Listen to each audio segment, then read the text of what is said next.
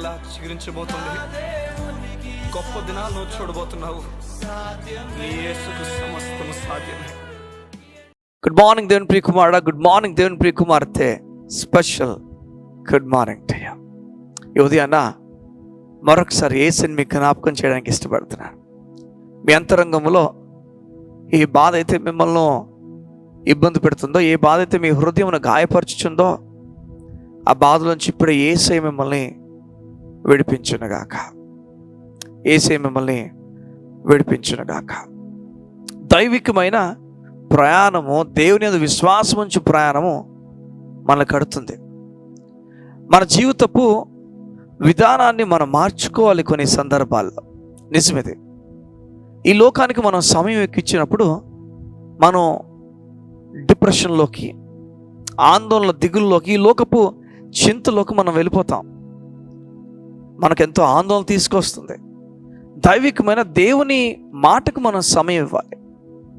దేవుని ఆలోచనలకు మనం సమయం ఇవ్వాలి. మనం కృంగిపోము.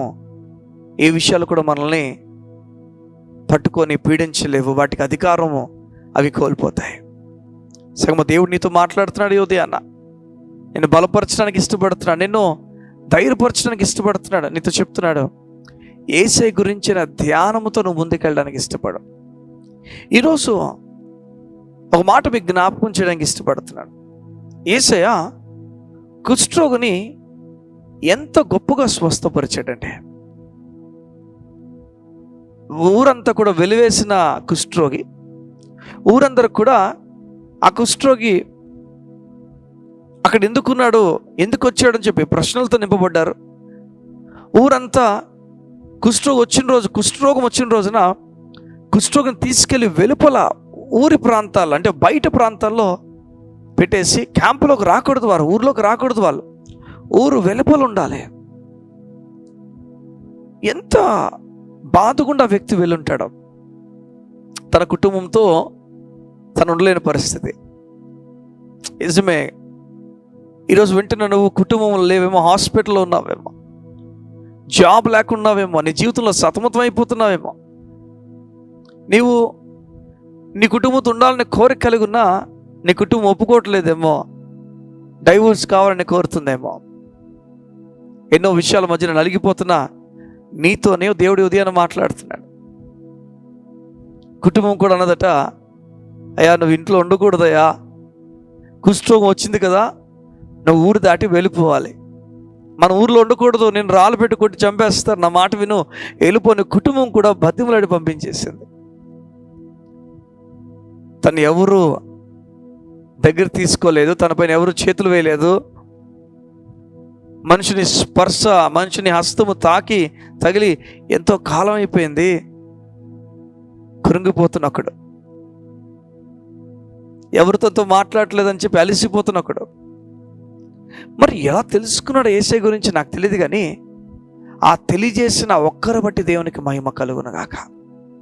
ఆ మోసుకెళ్ళిన, ఆ న్యూస్ని స్ప్రెడ్ చేసిన ఆ ఒక్కరు బట్టి దేవునికి మహిమ కలుగునుగాక. నువ్వు ఆ ఒక వ్యక్తిలా అయిపోవాలి. దేవుని మాటని స్ప్రెడ్ చేసే వ్యక్తిగా అయిపోవాలి నువ్వు. దేవుడు కోరుతున్నాడు. ఆ రోజు ఒకటి లోపల అనుకున్నాడు, నేను చెడ్డవాడిని, నన్ను అందరూ కూడా చెడ్డవారని పిలిచారు, పనికిరాని పిలిచారు. అయితే అందరినీ బాగు చేస్తున్నాడట ఆయన, నన్ను కూడా బాగు చేస్తాడేమో, నన్ను కూడా స్వస్థపరుస్తాడేమో. కంప్లీట్గా యేసయ్య హృదయము ఈ కుష్ఠరోగికి తెలియదు.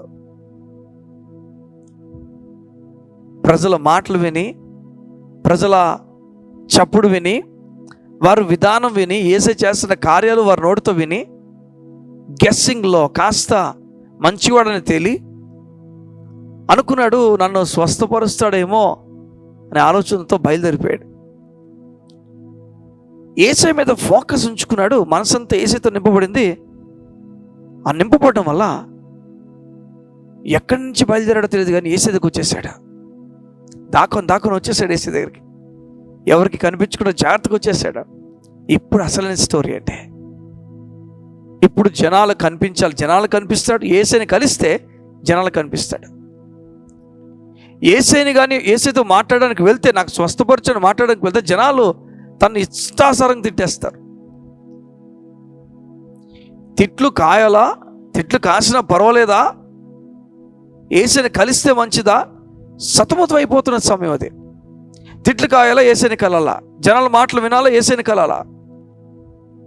వీటిలో ఏ నిర్ణయం తీసుకున్నాడంటే, జనాలు ఎంత తిట్టుకున్నా పర్వాలేదు, తిట్టుకొని నాకు స్వస్థత దొరికితే చాలు, యేసుని కలిస్తే చాలు.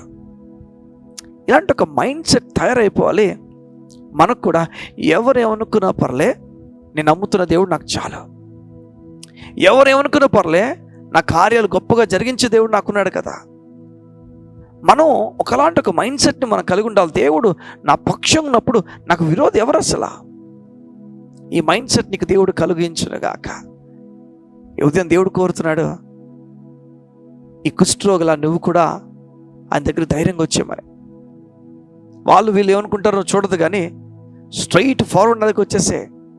అయితే అది వచ్చిన తర్వాత బైబిల్ చెప్తుంది, కుష్ఠరోగుడు అయ్యా నన్ను స్వస్థపరచవా అని అడిగానే యేసు ఒక మాట అంటాడు, నాకు ఇష్టమే, నీకు ఇష్టమైతే నన్ను శుద్ధిపరచు అని చెప్పి అడిగితే నాకు ఇష్టమే, నేను బాగు చేయడం నాకు ఇష్టం, నేను స్వస్థపరచడం నాకు ఇష్టం. ఆ రోజు ఆయన హస్తం మెల్లగా ఆ కుష్ఠరోగి పైన వెళ్ళి తాకినప్పుడు, తాకగానే ఆ కుష్ఠరోగి కన్నీరు వచ్చేస్తుంటే కారణం ఎన్నో సంవత్సరాలు అయిపోయింది జనాలు తను తాకి. ఒక్కసారే దేవుడు తాకిడి ఎంతో ఆదరణ బలము తనకు కలిగింది. ఈ ఉదయం ఎవరు నీతో నిలబడట్లేదేమో, అందరు నిన్ను ఇష్టపడలేదేమో, నువ్వు వస్తే చాలు కోపం పెరిగిపోతుందేమో, నీ చుట్టూ అందరికి కూడా నువ్వు ఇబ్బంది ఏమో, నేను ఆయన తాకడానికి ఇష్టపడుతున్నాడు. నీకు వేసే నెమ్మది ఇవ్వడానికి ఇష్టపడుతున్నాడు. కృంగిపోద్దని చెప్తున్నాడు, అలసిపోద్దని చెప్తున్నాడు. ఈ ఉదయాన్ని గొప్ప కార్యాలని కొరకు సిద్ధపరిచి చెప్తున్నాడు. ఇలాగనే ఆ రోజు అందరి మధ్యలోకి వచ్చాడు. ఎందరెందరు ఎన్ని మాటలు ఉంటారు అనుకున్నాడు.